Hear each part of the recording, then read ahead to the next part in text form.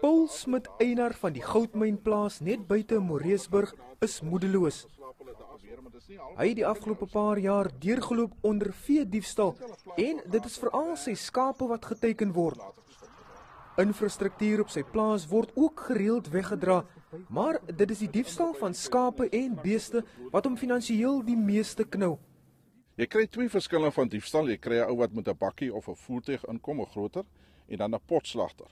Nou die potslagter kan 'n ou dalk verbykyk, hy's honger, hy slag 1 of 2 jaar en hy's versigtig.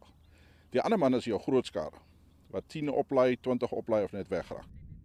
Volgens die jongste misdaadsyfers is 861 voorvalle van diefstal in die afgelope finansiële jaar in die provinsie aangemeld.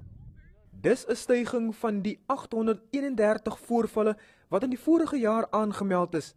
Plase in die Suid-Kaap, Karoo en Bolandstreke loop veral deur onder die veeboewe. Ek is nie so seker of die boere iets meer kan doen nie. Jou basiese goed is maar die goed skuif weg van die paaie af of so. Ek kan ook nie sê die polisie nie, want ek is op baie goeie voet met die polisie. As ons regtig nodig het, is hulle gou daar. Maar iets sal moet gedoen word soos in meer werkskepping. Veediefstal is egter net een deel van die probleem.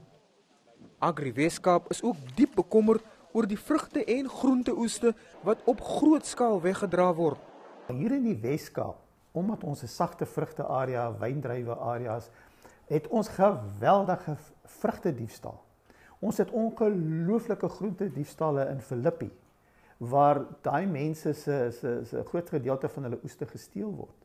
Dit is baie moeilik gaan deur die howe, want as die persoon gevang word en dit kom voor die magistraat, dan sê hy dis 'n petty crime. Vir die boere wat 'n lewe uit vrugte en groente maak, is dit egter allermins 'n geringe saak. Opperman sê samewerking tussen die landbougemeenskap, inwoners en die polisie is waarskynlik die beste oplossing. Percival Young, Unies in die Parel.